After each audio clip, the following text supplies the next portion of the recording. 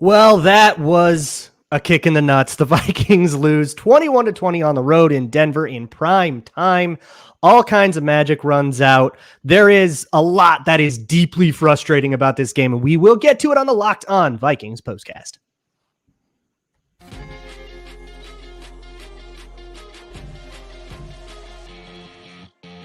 You are Locked On Vikings postcast, part of Locked On Minnesota on the Locked On Podcast Network. Your team every day.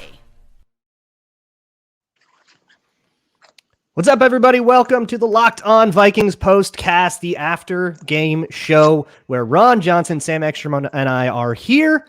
No matter how bad it feels to talk about the game, we will be here after every single one. And that one is frustrating for a whole bunch of reasons. A couple of very high-profile uncalled personal fouls, 3 gut-wrenching turnovers, a 1-point game that ends in the last minute as the Vikings offense just runs out of juice with a minute 18, 3 timeouts, needing just about 35 yards to get into field goal range. They didn't even get close. All kinds of other problems. I could list them forever, but instead, let me kick it over to Ron Johnson. This is what I always start with on these. What's the headline? What is the thing that sticks out to you the most? The Vikings lost the game. The Broncos did not win the game, in my opinion. I feel like that was a Vikings game. I feel like it was a Vikings game that should have been won. I mean, if you look at the time of possession, 35-25. If you look at first downs, 19-13. And the majority of all of this Russell Wilson yardage came in the very last drive of the game. Third downs. Like the Vikings defense held them 2 for 12 on third downs. It was 1 for 11 into that last drive. And then just the Courtland Sutton play. I think we talked about this all week about Caleb Evans. Can you get something out of Mekhi Blackman? And honestly, I feel like that's a play Caleb Evans probably makes. One, a little bit longer, a little bit stronger, a little bit taller. He's probably there. I know he's trying to split the difference between the two. He still like either thought about intercepting it, didn't go in for an interception, just figured I'm going to knock it down. Either way, it just wasn't a great play. So I feel like the Vikings lost this game. You look at the interception Josh Matelis should have had. That eliminates the 3 going to the half. Right. There's a lot of little plays here and there. You could say, hey, if you just do this, like the Alexander Madison fumble, the dumb play on third down. That's the other headline for me. What are we doing on 3rd and 1? Because I don't really understand half these trick plays that Kevin O'Connell assumes he needs to do versus realizing you have a big, strong quarterback. Just do the tush push every time. Call it the Josh Mosh, the mosh pit. Just you have a Josh Mosh pit. So we got the Josh Mosh. Just 3rd and 1. Just do it every time. Like there's no reason to get too tricky when you have a guy that size. Sam, what sticks out to you? When you mess around with bad teams, bad things happen. This was a Gophers loss. Ron Johnson can relate. You can't put a bad team away. Bad things happen. And I want to stay respectful to that Denver defense because I do think they are pretty good. They hit hard. Yeah, they are. They pressure you. They're tough to play against. So that side of the ball, I actually have some respect for, amazingly, after they gave up 70 in the early season. Their run defense, though, completely porous. Their offense, this is a shell of the Russell Wilson that terrorized the Vikings with Seattle, and yet it feels like so many other Russell Wilson games the Vikings have played in over the years. It felt like 2020 again at Seattle, needing to just keep the Seahawks out of the end zone, and they couldn't do it tonight with Courtland Sutton making a couple fantastic catches. Frustrating. The only solace is that there's no one coming for you in the NFC. This probably doesn't paralyze your playoff hopes, but that one sucks. And that might kill you in the NFC North race. If you wanted to catch the Lions, that might be the gut punch there. Just got to be 2 back by Christmas. That's the goal. 2 back by you're Christmas. Not wrong. You play them twice and you control your own destiny. But for me, this is turnovers again. And this is like the 6th time this year we have said this. You can't go 0-3 on the road in turnovers. You can't fumble your first drive away. You can't do back-to-back turnover crap. And that's what they did. Alexander Madison fumbles. Broncos go down and kick.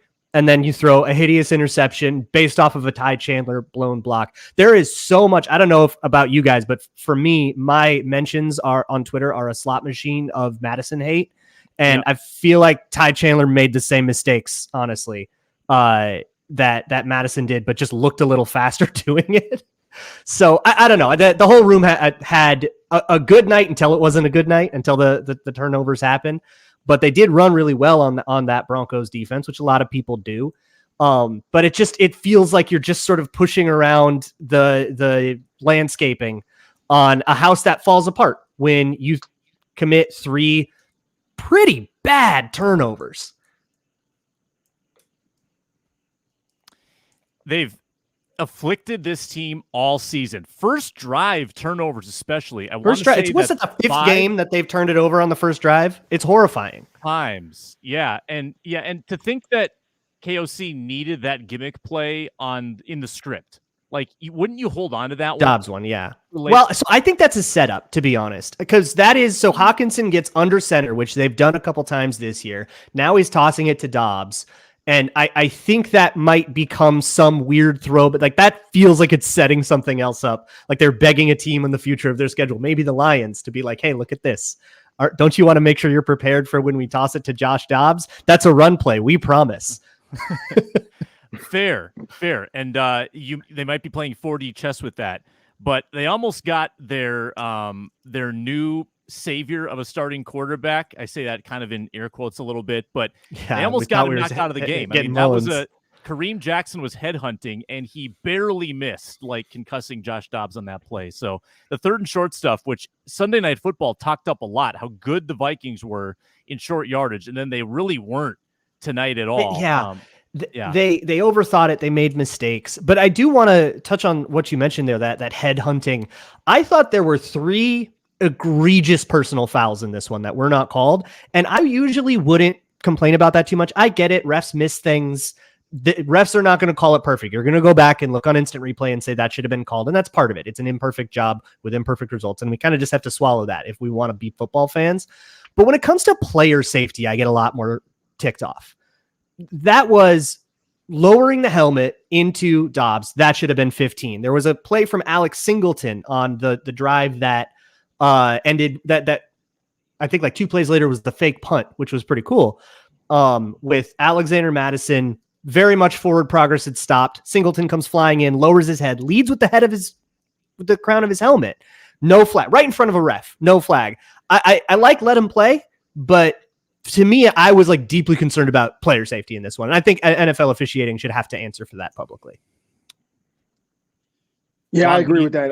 Yeah. I would say I agree with that. Like I tweeted, I think the whole game, I've been tweeting a bunch of the other stuff that was missed, but the helmet spearing a player, no matter if it's a quarterback or not, but especially protecting quarterbacks, that's like the teach tape the referees show up to the facility with.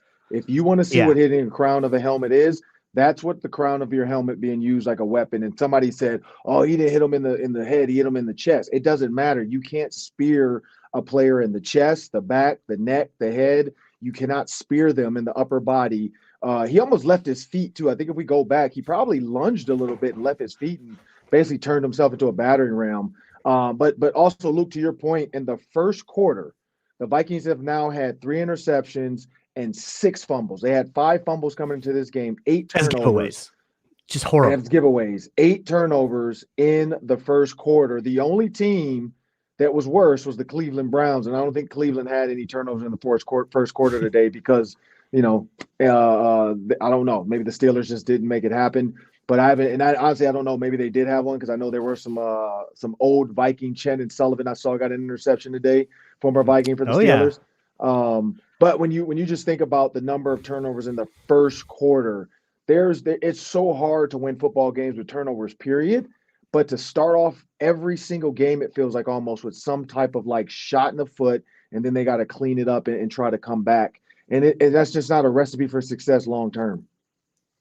It's just a matter of consistency. I do want to talk a little bit about the defense. There are a lot of people in the chat talking about 2 particular plays: the touchdown to Sutton, which you already talked about a little bit, Ron, and the Matelis missed interception in the end of the half. I want to go a little deeper into those moments, which just loom so large now because they could have had, turnovers of their own. Those passes were lofty and floaty, and you know, just kind of comes down to who can make a play. And at the end of the day, in the fourth quarter, the Broncos made more plays. I want to dive deeper into that, which is what we're going to do next.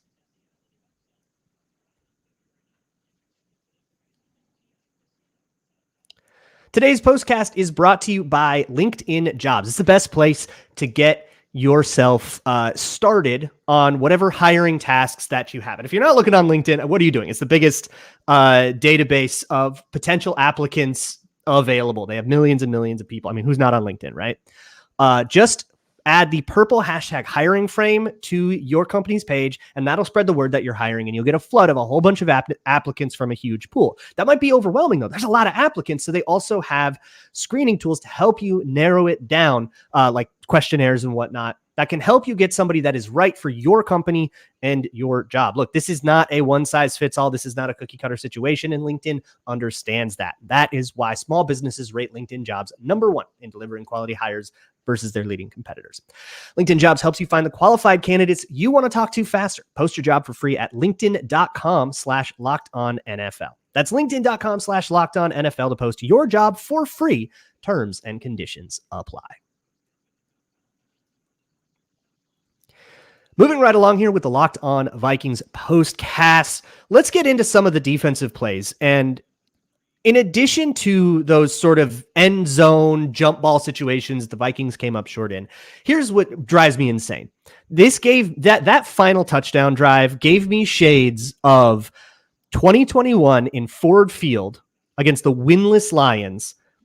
Lions had like a minute and had like a 12-play drive for a touchdown on just checkdowns. That was just checkdowns. The Broncos did not have to win any reps. They didn't have to like have someone make a play. Russ could just dump it off to an unguarded running back. And the Vikings, who are usually okay with that, and they'll come up and they'll rally and tackle, utterly failed to tackle. And I think about that fourth quarter, and it really just feels like, yeah, this just came down to Pirine versus Matelis or Pace or whoever was there. Can you make the tackle or can't you? Or TJ Hawkinson going up for a ball. Can Justin Simmons knock it out, or does TJ Hawkinson win in that situation? Does Josh Matelis and Mekhi Blackman, can those guys break up a fourth down pass in the end zone, or is it going to be touchdown Broncos? Broncos just won every single one of those situations. So for me, that's the Broncos won this game and the Vikings didn't deserve to. But I don't know if you guys feel the same way. Yeah, I felt like the time was really not a factor for Denver on their final drive. They had the 2-minute warning. They had 3 timeouts. They had 3 minutes. So why are you playing so prevent in that situation when the other team's not stressed about time? Why are you playing as if there's 40 seconds to go and you're so willing to give them easy first downs on checkdowns? That was bothersome to me. They brought a number of safety blitzes on that drive that weren't effective. They were dropping most of the game, and it was working for the most part. It's hard to complain about the results until the very end. I thought they played the final drive maybe a little peculiar, but again, you don't want to get caught in a zero blitz and have Russ beat you over the top.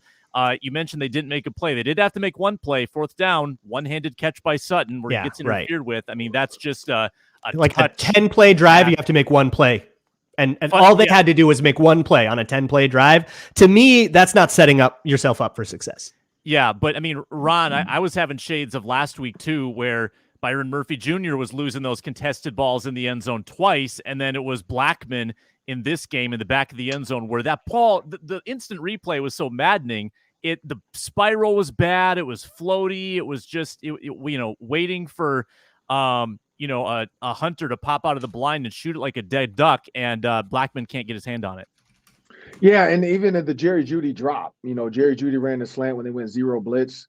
And if he just catches it, I mean, come on now. Like, that's another touchdown on Blackman. And so, again, to have zero blitz and some of these coverages called, I can guarantee Brian Flores is probably telling them, you got to be a little bit more here, or you got to do a little bit more of this, or you got to do.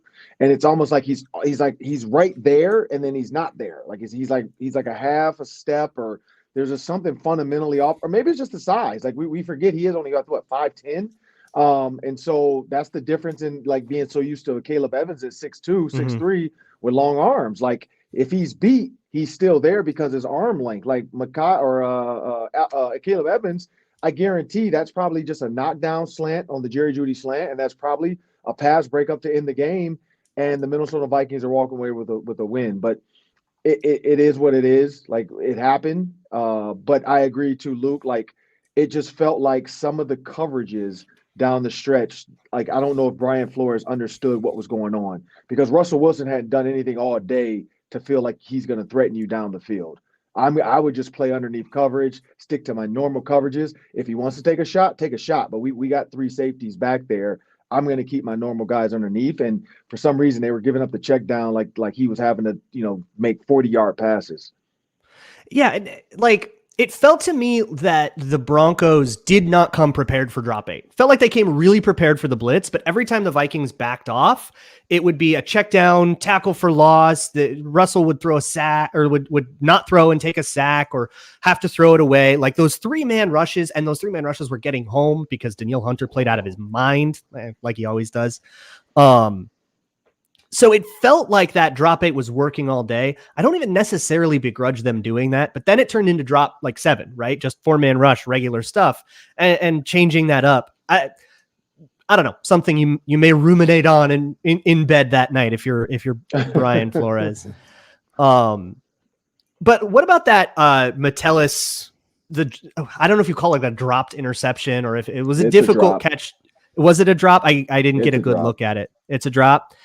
So the Matelis dropped interception at the end of the half. Obviously that would have changed everything, right? You take that pick, take a field goal off the board, Vikings win. How do we feel about Matelis' game? Because he also was kind of the culprit on the Cortland Sutton touchdown. Yeah, so this is what I say in the blitz, like the Danielle Hunter sack. If you watch the loop, he kind of bumps the tackle a little bit. He goes inside, and it's like that was awesome. Yeah, it's like a sneaky little like elbow shiver without sticking the hand out, so the refs can't say he was assisting or grabbing a tackle. He just kind of bumps the tackle, because you even see the tackle after the fact kind of look around like, who hit me? Like looking to his running back, like, yo, you pushed him into me or something. And so that was great by him bumping him a little bit. He comes off. The other one, he comes scot-free, and then Russell Wilson panics. So he was doing a great job in those scenarios. The Tampa 2, because he was technically the Tampa 2 linebacker in that situation. He should have picked it off. Jerry Jeudy did like he's a DB back there. I don't know what he didn't even touch Josh Matelis. I don't know why he thought he broke it up. Like, that's why Steve Smith hates him, because he is so unaware of what's going on. But he's Josh pump Matelis, faking. He's pump faking guys. That was pump fake. Come on, man. You can't let that happen to you. Another Matelis lost rep on that. About that one. Oh, that was so a night bad. to forget, perhaps. Now, the one thing I do understand, though, is they were saying he thought pass. I think Josh Matelis was thinking lateral. Like he was faking like he's going to lateral it to the side, because Matelis kind of like jumped. But I'm like, let him lateral it. Trust that your teammate's there. Like, but I mean, it is what it is. It didn't turn into a huge run, because he did end up getting tackled like 2 yards, 3 yards later. But on some of the coverage stuff, I don't know. Like, this is the thing I always struggle with. Like, not say blaming guys, but like DBs being in the area, because we've seen Patrick Peterson talk about this a ton. When you think about Patrick Peterson and PFF and their war on Twitter, where they would try to say like Patrick Peterson was responsible for this, and then Chris Tomlinson, would tweet it out like, oh, Patrick Peterson had the worst grade of the week. He'd just say, hey, Peterson, you had a bad PFF grade. What do you think about that? And Peterson would always say, like, you don't know my coverage. That's not my guy. You guys are just giving me the negative, but it's not my guy. So I struggle a little bit sometimes, because we don't know what Josh Matelis was told. We don't know what blade of grass he was told to defend. But I would be very remiss if Brian Flores would want him to guard nothing. And that's the only thing I kind of wonder is, like, sometimes we see guys drop. They drop like aimlessly, as if they don't really know, or they don't know, like they don't want to get tricked by Russell Wilson's eyes. But I just feel like it's not like looking at Prince. You're not going to be captivated by Russell Wilson's aura. So just let his eyes take you to the play. And I think that's how safeties need to play. Linebackers have to do a little bit different underneath. But I think overall he was okay. Like, he wasn't bad. But yeah, because some plays have been made, of course. I want to see where you guys are at on the running game, which the Vikings really came in trying to lean on. And I think that that's appropriate when you see what has happened to the Broncos over time. Say, let's run the rock this time. Let's see if we can take advantage of what everybody else is taking advantage of. But obviously it had some shortcomings, and we're going to get into that.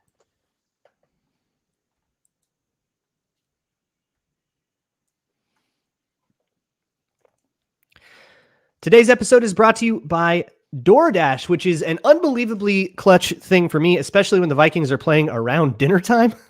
Because I'm taking notes, I'm covering the game. I do not have time to like get up and start cooking. DoorDash has been an absolute lifesaver there, and it's been a great way for me to get to know some of the local spots around me that I would have never stumbled across otherwise, because I just don't go down that street or you don't walk around. There's a burrito taco place that I've been absolutely obsessed with. So get on DoorDash and find that hole in the wall joint that you otherwise wouldn't have known. You can get 50% off up to a $10 value as well when you spend $15 or more on your first order when you download the DoorDash app and enter code LOCKED23. So download the app, spend $15 or more on the first order you make, and you can get 50% off up to a $10 value. That is subject to change and terms apply. Okay, this is going to be the debate of the week, I think. Everybody is way up in arms about Alexander Mattison versus Ty Chandler. They got about an even split. Tom Pelissero said this morning there's going to be about an even split. They got an even split. I think people got really upset when Mattison fumbled, and then like the next time Mattison came in that he wasn't benched. But personally, I'm gonna start here because I think that this has gotten way out of control. I'm not super happy with Mattison. I don't think he's been like good. But people are telling me that they got to leave him on the tarmac before they go home, or he's got blackmail on O'Connell. That's why he goes in. I think that's insane. When it comes to Chandler, I thought Akers was outplaying him. Obviously, he's not an option anymore, but I didn't think it was like by a huge margin. And I don't think Ty Chandler has outplayed Mattison. Like, you have Mattison fumble, you give up a rep, and then Ty Chandler gives up a strip sack. That was his man that got that or the interception, but functionally the same thing. Ball gets hit by the guy you let through. So I think one turnover on each of those guys. And I think people are focusing way too much on one and not enough on the other. There's a vision thing with Chandler that is what everybody thinks the vision thing is with Mattison. And I think ultimately this comes down to Chandler looks faster, and everybody wants a guy that looks faster. I really don't know how much more there is to it in a lot of people's minds. If there is more, please let me know. I would love to hear a more salient argument than that. But I don't know. Am I off base here? Should Mattison be thrown into a volcano on the Rocky Mountains on the way home, or? Ron, you can go first. No, definitely not. No, like I'm not gonna lie. Like I'm Team Chandler. Not Chandler Bing, even though rest in peace to Matthew Perry. Rest in peace.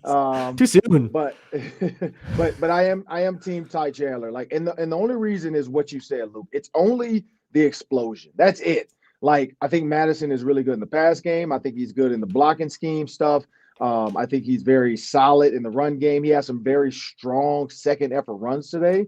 But Ty Chandler just looks more explosive, and this is what I look at. If you look at the 18 carries for Mattison and 81 yards, the 10 carries for Chandler, even though one of them was the punt, the fake punt, the fake punt, which was awesome. You could take that. Was that 31-yarder? I think is what it was. Yeah. So you could take that out of there if you say 9 carries.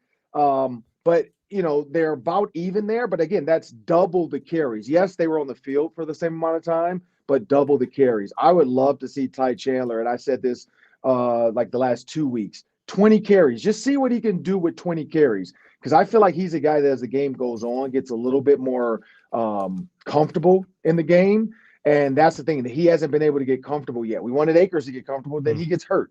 Then they go back to Mattison. Mattison gets a concussion, and everybody's like, oh, he's not going to play, and then he's in. So there's so much to it, but I just think it's strictly faster. He looks more explosive. He looks faster. I would love, like, that punt return or whatever, punt fake. I'd love to see him. Yeah, I'd love to see him get more opportunities like that in offensive game plan, whether it's screens, whether it's jet sweeps. Just get him the ball in space and the catch he caught out the backfield. I mean, that was a hell of an effort to get close enough for the tush push or the Josh Mosh. Oh, that 3rd and 20 was awesome. Yeah. And so I think that's the only reason people are saying that, because the speed. It looks faster on TV to the naked eye. But Luke, you brought up a great point. As a coach, when we're breaking down film, the missed blocks, that matters. Like, you got to be able to hit that guy. You got to be able to pick up that blitz. And so no block, no rock. Running back scanning. You can't just be a first and second down back. I got to be able to use you the whole time, and maybe that's why Mattison continues to stay in there, because he is a three down back. Yeah, It is very much a pass blocking thing. This is the aspect of playing the position that people haven't talked about forever. Mike Boone was the guy a couple of years ago. Mike Boone couldn't see the field. It bothered me. It bothered everybody. But pass blocking, Alexander Mattison proved in this game why he's better at it than Ty Chandler. However, Ty Chandler is unquestionably a better running back than Alexander Mattison, who's got a career low going in yards per carry this year.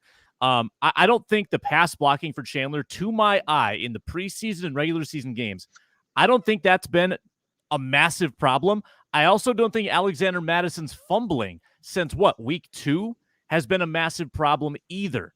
I don't think either of them are massive problems. I don't think you need to overreact based on this game. Mistakes happen. They're untimely. They're unfortunate.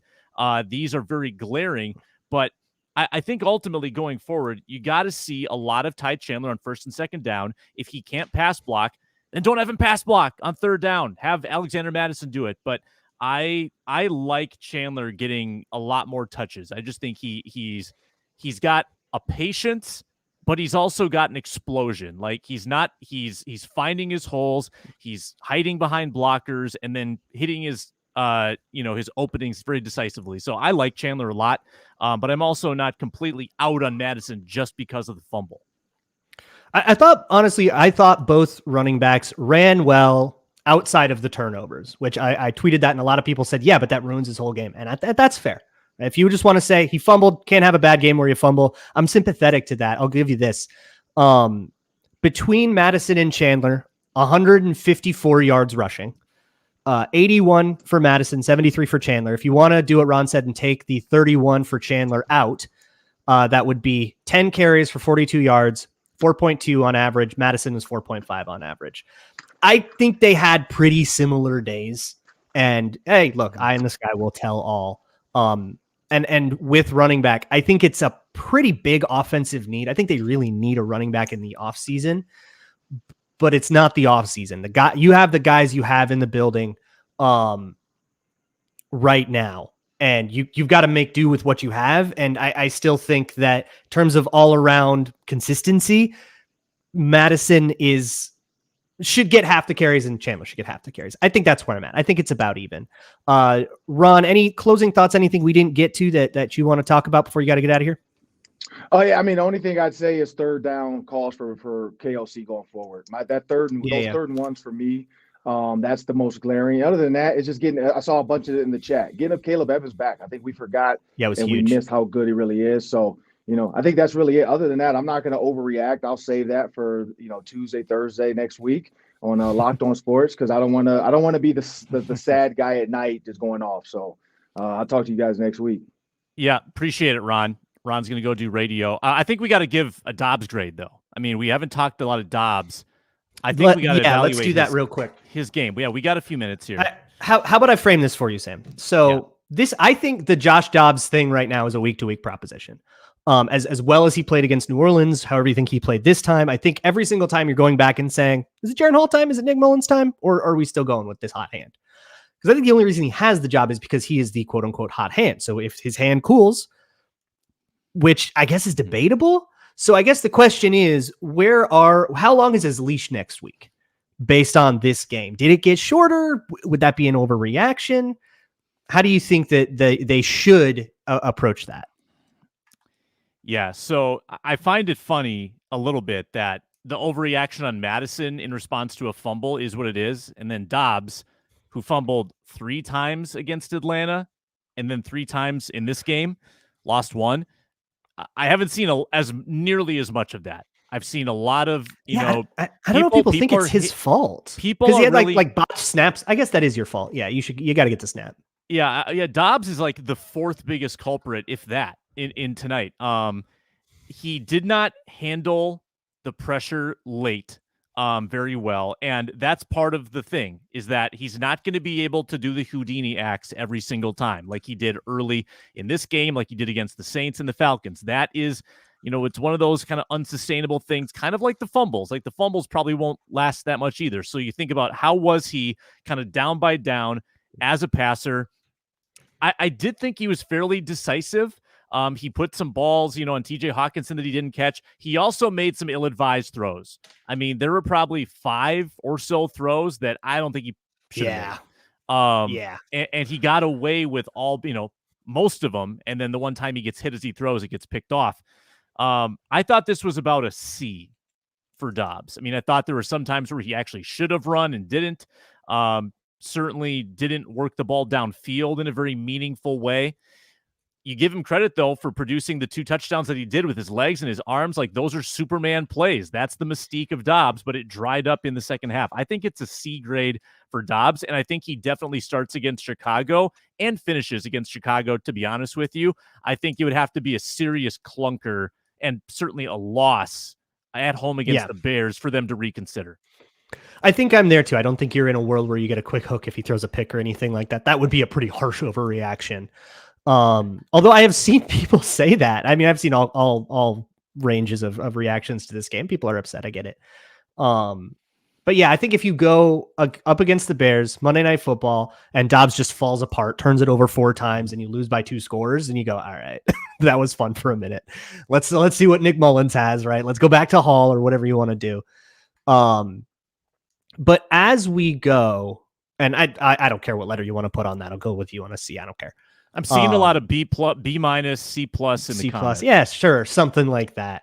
I mean, look, the touchdown to Josh Oliver was really sick. There was a lot of scrambling around in the first half. And then I think the Broncos figured out how to cover it, figured out how to get pressure on him to be disciplined about their rush lanes. And all he could do was run backwards and heave that thing to nowhere.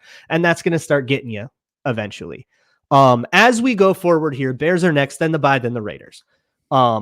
Justin Jefferson sounded like he was kind of close to coming back on this one. Ultimately, they decided not to, but it sounds like he's getting there. And a return on Monday Night Football against the Bears feels possible, if not likely. So now we get this like infusion of talent into the offense. We get to look forward. Vikings are still 6-5. They went 5-1 without JJ. If JJ does indeed come back against the Bears, that's something to hang your hat on, I think. And like you said, in terms of the NFC standings, the Bucs lost again, and they were kind of the only team that really was looking at. It feels like the wild card teams are just here.